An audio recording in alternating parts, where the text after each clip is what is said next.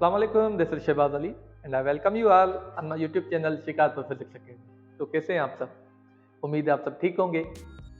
तो जैसे कि आपको पता है चैप्टर नंबर 4 ज्योमेट्रिकल ऑप्टिक्स जो है वो स्टार्ट हो चुका है और 2 लेक्चर्स भी अपलोड हो चुके हैं। उम्मीद है आपने वो देखे होंगे। So now it's a turn of most awaited and most conceptual topic in class metric. Yes, I said that. This is the most conceptual and most important topic from class metric physics. तो आइए इस lecture का आगाज करते हैं। तो आज का जो क्लास है वो क्लास मैट्रिक से है, चैप्टर नंबर 4 से। लेक्चर नंबर 3 है स्फेरिकल मिरर्स।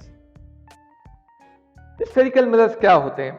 चलें पहले तो हम ये डिस्कस करते हैं इंडिविजुअली स्फेरिकल और मिरर क्या क्या होते हैं। स्फेरिकल जो लफ्ज है वो स्फेयर से लिया गया है। Sphere is a 3 dimensional thing और मिरर जो है वो एक रिफ्लेक्टिंग मीडियम होता है जिसे लाइट टकरा के वापस आती है, इसको बोलते हैं जो है मिरर। मिरर जो है वो 3 टाइप्स के होते हैं basically, plane mirror, concave mirror and convex mirror. और स्फेरिकल मिरर सिर्फ 2 टाइप्स के होते हैं, कॉनकेव एंड कॉन्वेक्स मिरर। अब पहले तो यहाँ पे क्वेश्चन अराइज होता है, इनको हम स्फेरिकल मिरर्स क्यों बोलते हैं? मिरर्स तो आपको पता हो गया कि क्या होता है, स्फेरिकल मिरर्स क्यों बोलते हैं? मिसाल के तौर पे यहाँ पे ये एक बॉल है, ठीक है। अब इसको समझ लें कि ये एक स्फेयर है। अगर इसको मैं यहां से काटूं ऐसे तो आपको कैसी शेप मिलेगी? एक मिरर या कॉनकेव या कॉन्वेक्स टाइप की जो है शेप मिलेगी। अब वो जो पार्ट हो गया जो मैं इससे काटूंगा, ठीक है, वो एक स्फेयर से कट रहा है और वो जो शेप बन रही है उसको बोलते हैं स्फेरिकल शेप। इसी वजह से इसको भी हम नाम देते हैं स्फेरिकल मिरर्स, क्योंकि ये एक स्फेयर का पार्ट होता है। इसी वजह से इन दोनों को नाम देते हैं कंबाइनली, कलेक्टिवली स्फेरिकल मिरर्स, ठीक है। चले इंडिविजुअली जो है हम इनको डिस्कस करते हैं, इनकी वर्किंग को डिस्कस करते हैं, इनके यूजेस को डिस्कस करते हैं और इनकी जो है कंस्ट्रक्शन और शेप को डिस्कस करते हैं। सबसे पहले जो आज हम डिस्कस करने वाले हैं मिरर, वो है कॉनकेव मिरर। अब कॉनकेव मिरर क्या होता है? Concave mirror is a converging mirror. Converging mirror का मतलब ये होता है कि जब लाइट रेज और बीम्स ऑफ लाइट इस मिरर से टकराती हैं तो टकरा के वापस एक पॉइंट पे, एक जगह पे फोकस हो जाती है, मतलब एक जगह पे कन्वर्ज हो जाती है। इसी वजह से इसको बोलते हैं कन्वर्जिंग मिरर, ठीक है। ये यहाँ पे आप देख सकते हैं, ये एक मैंने कन्वर्जिंग मिरर बनाया हुआ है। ये एक इनवर्ड कर्व है, ये कर्व तो है पर इनवर्ड की तरफ है, अंदर की तरफ। ये इसका रिफ्लेक्टिंग सरफेस है, ठीक है, मतलब लाइट यहाँ पे टकरा के वापस जाएगी। ये बैक ऑफ द मिरर है, मतलब ये जो है बैक साइड है। जैसे आपने जब मिरर इस्तेमाल करते हैं तो सिर्फ उसकी एक साइड इस्तेमाल करते हैं, बैक साइड इस्तेमाल नहीं करते, क्योंकि जहां पे वो लगा हुआ होता है वहां पे सिर्फ जो है वो आप एक साइड पे ही जो है उसकी जो है इस्तेमाल कर सकते हैं। अब ये जो है ये एक कर्व्ड, एक स्फेरिकल से निकला हुआ एक कर्व्ड सरफेस है जो कि कर्व्ड इनवर्ड है। मैं आपको दिखाना चाहूंगा कि ये कैसे दिखता है। यहाँ पे मेरे पास है, ये देखें, ये मिरर है एक। ये शायद आपको इतना फोकस ना नजर आए पर ये एक छोटा सा मिरर है, पर ये कॉनकेव मिरर है। ये यहाँ पे देखें, मुझे फील हो रहा है इसका जो एरिया है वो इनवर्ड कर्व्ड है, अंदर की तरफ कर्व्ड है। यहाँ पे देखें ये back side of the mirror है, ये काम का नहीं है, ये हम जो है ये बैक साइड होता है। इससे हम जो है हम अपनी जो शेप है या हमारा जो फेस है वो नहीं देख सकते, हमें यहाँ पे देखना पड़ता है, ठीक है। तो ये बैक ऑफ द मिरर है, ये फ्रंट ऑफ द मिरर है, यहाँ से लाइट जो है वो रिफ्लेक्ट होती है। चलिए डिस्कस करते हैं कि लाइट रिफ्लेक्ट कैसे होती है, ठीक है। उससे पहले इस कॉनकेव मिरर का या कॉन्वेक्स मिरर के जो मोस्ट इंपॉर्टेंट टर्म्स हैं वो हमें जानने की जरूरत है। वो कौन से हैं? यहाँ पे आप देखें, pole, aperture, centre of curvature, principal axis, focus, radius. तो पहले पोल क्या होता है? इस कॉनकेव मिरर का जो सेंटर होता है यहाँ पे उसको बोलते हैं पोल, ठीक है। तो ये हमारा हो गया पोल। दूसरा जो मोस्ट इंपॉर्टेंट टर्म है यहाँ पे वो है अपर्चर। अपर्चर क्या होता है? अपर्चर जो यहाँ से लेके यहां तक बैक साइड पे जो इसका एरिया होता है, मतलब ये पूरा सरफेस जो होता है, इसको बोलते हैं अपर्चर, ठीक है। उसके बाद यहाँ पे आप देखें centre of curvature. Centre of curvature क्या होता है? कर्वेचर वर्ड निकला हुआ है कर्व्ड में से, कर्व्ड सरफेस। अब आपको पता है ये जो है सरफेस है, कर्व्ड सरफेस का ही एक पार्ट होता है। अगर इसको ऐसे समझे कि ये पूरा एक कर्वेचर है यहाँ पे ऐसे, ये ठीक है, तो इसका जो सेंटर होगा यहाँ पे उसको हम बोलेंगे सेंटर ऑफ कर्वेचर, जिसे हम सी से डिनोट करते हैं, ठीक है। उसके बाद जो है प्रिंसिपल एक्सिस, प्रिंसिपल एक्सिस क्या होती है? प्रिंसिपल एक्सिस एक ऐसी इमेजिनरी लाइन होती है जो कि इस सेंटर ऑफ कर्वेचर और पोल से जो है वो गुजरती है, ये ऐसे, इसको बोलते हैं centre of curvature, oh sorry principal axis. उसके बाद है फोकस। अब फोकस कैसे? यहां पे आप देखें, आपको पता है रेजेस जो आती है, बीम्स ऑफ लाइट जो आती है ऐसे आती है, मिसाल के तौर पे ये एक आई, उसके बाद ये, फिर ये, फिर ये। अब यहां पे इसकी शेप ऐसी है। अब कन्वर्जेंस या डाइवर्जेंस वो शेप की वजह से होता है, ठीक है। उसकी शेप ऐसी है कि ये जो है यहां से टकरा के, ये जो लाइट रे यहां से टकरा के यहां पे आके मीट करेगा, ये फिर यहां से टकरा के यहां पे आके मिलेगा, ये यहां से टकरा के फिर यहां पे आके मिलेगा, ये यहां से टकरा के फिर यहां पे आके मिलेगा, ये। अब ये जो है जहां पे ये सारी जो रेजेस मीट कर रही है, पॉइंट ऑफ कन्वर्जेंस इसको बोलते हैं। मतलब सारी जो रेज है एक पॉइंट पे कन्वर्ज हो रही है, इसको फोकस भी बोलते हैं। मतलब यहाँ पे जो है इमेज फोकस हो रही है। अब यहाँ पे जो फोकस हो रही है इमेज, तो यहां से लेके यहां तक जो डिस्टेंस है उसे हम फोकस बोलते हैं, इसे फोकल लेंथ भी बोलते हैं। अब यहाँ पे जो इमेजेस जो हैं मिल रही हैं यहाँ पे, इसे हम फोकस बोलते हैं, ठीक है। अच्छा, फाइनली ये रेडियस। रेडियस क्या है? रेडियस जो है वो कर्वेचर से लेके ये जो पोल है यहां तक डिस्टेंस, इसको हम बोलते हैं रेडियस। क्या है radius? The distance between pole and curvature.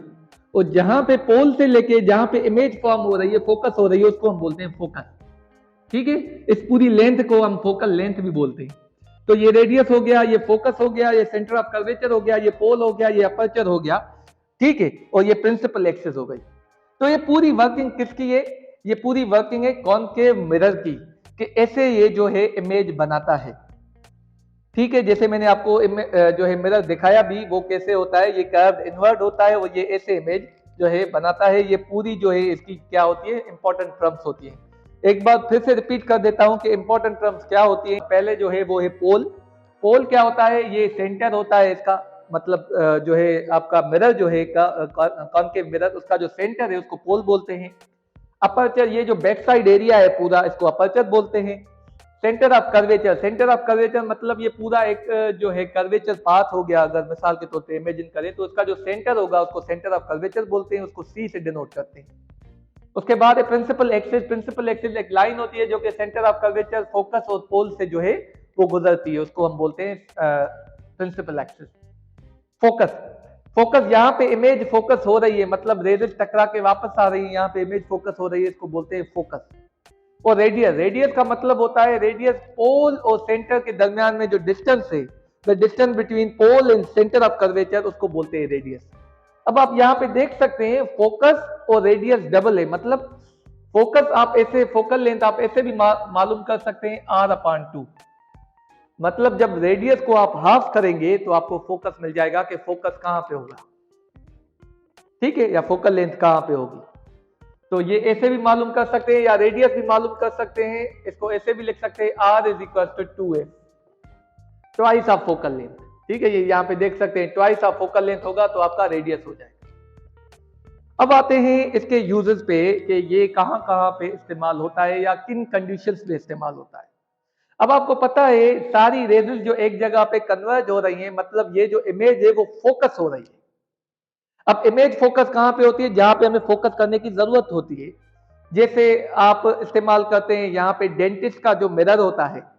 अब वो डेंटिस्ट मिरर दांत को फोकस करता है, मतलब दांत वो बड़ा करके दिखाता है जैसे वो फोकस कर सके, मतलब अच्छी तरीके से देख सके।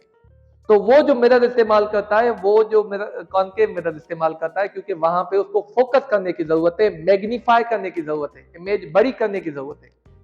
जैसे सैलून पे जाते हैं हम जहां पे, तो सैलून पे जो मिरर्स इस्तेमाल होते हैं वो भी कॉनकेव मिरर्स इस्तेमाल होते हैं। क्यों कॉनकेव मिरर इस्तेमाल होते हैं? क्योंकि वहां पे भी हमें फोकस करने की जरूरत होती है, हमारे फेस को फोकस करने की जरूरत होती है, जैसे कट वगैरह ना लग जाए, अच्छी तरीके से शेव हो सके, या जो होते ब्यूटी पार्लर जाती है वहां पे जो मिरर्स इस्तेमाल होते हैं वहां पे भी हम कॉनकेव मिरर इस्तेमाल करते हैं, जिससे कि फोकस हो सके, इमेज जो होती है या बन रही है वो फोकस्ड इमेज बने, मैग्नीफाइड इमेज बने।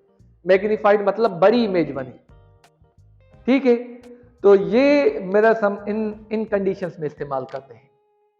उम्मीद है इसकी वर्किंग, इसके यूजेस, इसके इंपॉर्टेंट टर्म्स, इसकी शेप, इसकी कंस्ट्रक्शन, ये सारी जो चीजें हैं वो आपको समझ में आई होंगी। फर्दर इसको क्लियर करने के लिए इसका जो दूसरा टाइप है स्फेरिकल मिरर का वो पढ़ते हैं, जो कि है कॉन्वेक्स मिरर। यहां पे कॉन्वेक्स मिरर आप देख सकते हैं, मैंने ऑलरेडी बना दिया है। कॉन्वेक्स मिरर इसका ऑपोजिट होता है। अब कॉनकेव मिरर जो होता है वो कन्वर्जिंग मिरर होता है, वो कन्वर्ज करता है। Whereas convex mirror is a diverging mirror. Diverging mirror जब रेजेस इससे टकराते हैं तो डाइवर्ज हो जाते हैं अलग अलग कंडीशंस में, अलग अलग वेज में, अलग अलग पाथ्स में। अब आप यहाँ पे एक सवाल आ रहा होगा आपके दिमाग में कि एक मिरर जो है वो कन्वर्ज कर रहा है, एक डाइवर्ज कर रहा है, पर क्यों? है तो एक ही चीज, एक ही मटेरियल से बना हुआ। तो यहाँ पे मैं आपको बताता चलूं, ये इसकी शेप की वजह से होता है। यहाँ पे इसकी जो शेप है वो कर्व्ड इनवर्ड है, ठीक है। यहाँ पे जो इसकी शेप है वो कर्व्ड आउटवर्ड है।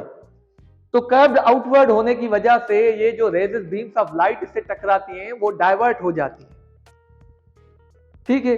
तो यहाँ पे आप देख सकते हैं, मैं आपको ये मिरर भी दिखाता चलूं कि ये जो मिरर है ये देखें, ये इसका ऑपोजिट है। यहाँ पे ये मैंने मिरर आपको दिखाया था, ये था कॉनकेव मिरर, ये इनवर्ड की तरफ, इनवर्ड है कर्व्ड। यहाँ पे अगर आप देखें ये जो है आउटवर्ड है, ठीक है, ये आउटवर्ड है, और ये back side of the mirror है, ठीक है। तो ये आउटवर्ड है, ये जो है कर्व्ड इनवर्ड है। तो ये दोनों मिरर्स हम अलग अलग कंडीशंस में इस्तेमाल करते हैं। चले आगे आपको बताएंगे कि कॉन्वेक्स मिरर कहाँ पे इस्तेमाल होता है। यहाँ पे आप देखें कि ये जो रेजेस है, अब आपको पता है पहले तो हमें क्या बना, ये इसका पोल हो गया, ठीक है। अगर इसको आप जो है वो यहाँ पे देखें, चले बाद में आपको डिस्कस करते हैं पोल के बाद क्या होता है। अगर इसको पूरा जो है वो कर्व्ड पाथ में कंप्लीट करें तो इसका जो सेंटर होगा उसको हम बोल देंगे सेंटर ऑफ कर्वेचर, ठीक है। एक लाइन पास होती है यहां से लेके यहां तक,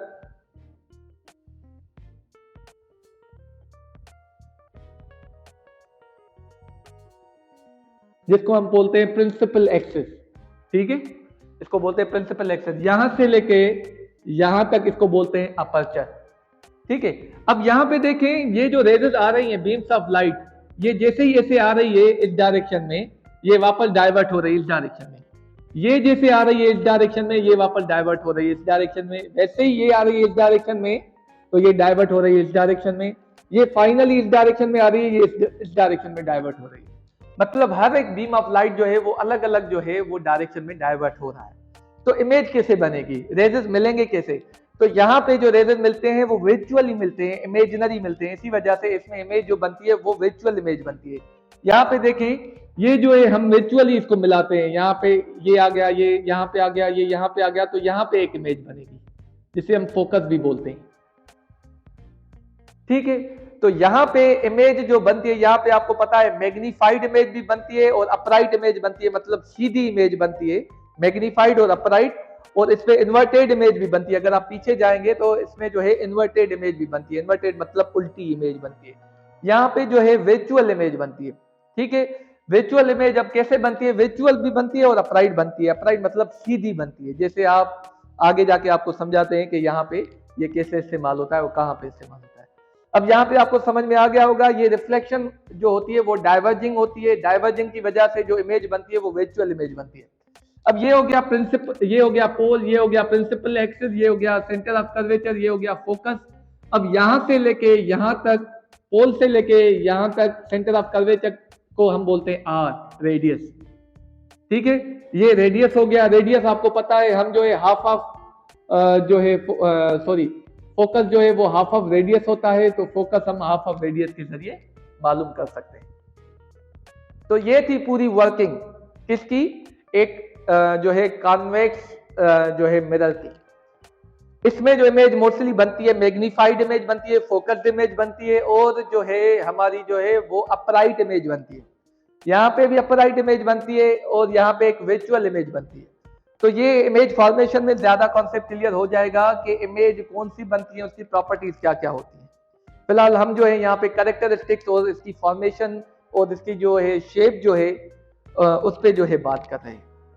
तो ये दोनों की वर्किंग मैंने आपको बता दी है कैसे वर्क करते हैं। चलिए आइए इसको इसके यूजेस को डिस्कस करते हैं। This which is the most important thing कि हम जो इतना पढ़ रहे हैं वो क्यों पढ़ रहे हैं, उसका रीजन क्या है। तो यहाँ पे आप देखें मैंने कुछ यूजेस लिखे हुए हैं, वैसे तो बहुत सारे यूजेस हैं पर यहाँ पे बोर्ड पे कुछ मैंने यूजेस लिखे हुए हैं। अब पहला जो यूज लिखा हुआ है शॉप सिक्योरिटी मिरर। शॉप्स में जो मिरर्स इस्तेमाल होते हैं सिक्योरिटी के लिए वो कौन से होते हैं। अब वहां पे आप देखेंगे मिरर्स इस्तेमाल होते हैं इतने, पर वो पूरा व्यू देखते हैं, पूरे शॉपिंग मॉल का, पूरे शॉपिंग हॉल का व्यू देते हैं। इसका मतलब क्या हुआ, वो इमेज जो है वो छोटी बना रहे हैं। ठीक है, तो इतने से मिरर में जो इतनी सारी इमेज आ रही है, समा रही है, मतलब वो जो है ऑक्यूपाई हो रही है, मतलब वो जो है इमेज छोटी बना रही है। इसका मतलब ये है जब भी डिमिनिश, छोटी को बोलते हैं डिमिनिश इमेज हमेशा जो है वो कॉन्वेक्स मिरर में बनती है। मतलब ये जो यूज हो गया वो कॉन्वेक्स मिरर का हो गया। ठीक है, दूसरा देखते हैं कार रियर व्यू मिरर। आपने सबने ये देखा होगा, भले आपने ये ना देखा हो, ये जरूर देखा होगा कि कार जो होता है उसके जो रियर व्यू मिरर होते हैं, या राइट में, लेफ्ट में या सामने, उसमें जो मिरर्स इस्तेमाल होते हैं वो कौन से होते हैं। वो मिरर जो होते हैं वो कॉन्वेक्स मिरर होते हैं। क्यों, वहां पे भी आपको एक इमेज जो है छोटी नजर आती है, मतलब बहुत सारा एरिया कवर हो चुका होता है। जैसे आपको पीछे आती हुई गाड़ियां नजर आ जाए, 4-5 जितनी भी, इतने से मिरर में गाड़ियां कैसे नजर आएंगी। तो वो इमेज हमें छोटी करनी पड़ेगी, तब जाके वो जो है गाड़ियां हमें नजर आएंगी। तो ये भी जो रियर व्यू मिरर्स जो होते हैं वो भी हमारे जो है कॉन्वेक्स जो है वो यूजर्स होते हैं। आगे बढ़ते हैं डेंटिस्ट मिरर। मैंने आपको बोला डेंटिस्ट एक मिरर इस्तेमाल करता है, जैसे हमारी किसी दांत में दर्द होता है या कोई किसी चीज में कोई मसला होता है दांत में, तो वो उसको फोकस करता है उस दांत को। तो वो जो मिरर इस्तेमाल करता है वो मिरर इस्तेमाल करता है कॉनकेव मिरर, जैसे कि वो दांत को फोकस कर सके, मैग्नीफाई कर सके और इजीली वो उसको व्यू या देख सके। फाइनली जो है यहाँ पे आप देख सकते हैं शेविंग मिरर। शेविंग मिरर या सैलून मिरर जो हम यूज करते हैं वो भी मैंने आपको बताया मैग्नीफाई करने के लिए इस्तेमाल करते हैं, जैसे हमारा जो फेस है वो मैग्नीफाई होकर नजर आ सके और जो है वो फोकस हो सके। ठीक है, इसी वजह से हम जो है शेविंग मिरर या फिर शेव करने के लिए जो मिरर इस्तेमाल करते हैं या मेकअप करने के लिए जो मिरर इस्तेमाल करते हैं वो कॉनकेव मिरर इस्तेमाल करते हैं। वो छोटी नहीं बड़ी इमेज बनाता है, मैग्नीफाइड इमेज बनाता है। तो उम्मीद है ये जो मोस्ट इंपॉर्टेंट टॉपिक था और मोस्ट कॉन्सेप्चुअल टॉपिक था, मैंने अपना 100% दिया है कि आपको कंप्लीट कॉन्सेप्ट दे सकूं। फिर भी आई एम श्योर दैट मुझ में कोई कमी पेशी रह गई होगी, कोई सवालात मैंने आपको जो है उनके जवाब नहीं बताए होंगे। So you are most welcome to ask questions. So before leaving this video or ending this video, मैं आपसे रिक्वेस्ट करता हूं कि हमारे in the end of the video आपको हमेशा मैं सवाल देता हूं, उसको उन सवालों को पढ़ें, ऑब्जर्व करें और उनके जवाब जो है वो कमेंट सेक्शन में दें। I promise to reply you as soon as possible. ठीक है, take care till the next video. Inshallah we'll meet you in the next lecture. Thank you very much.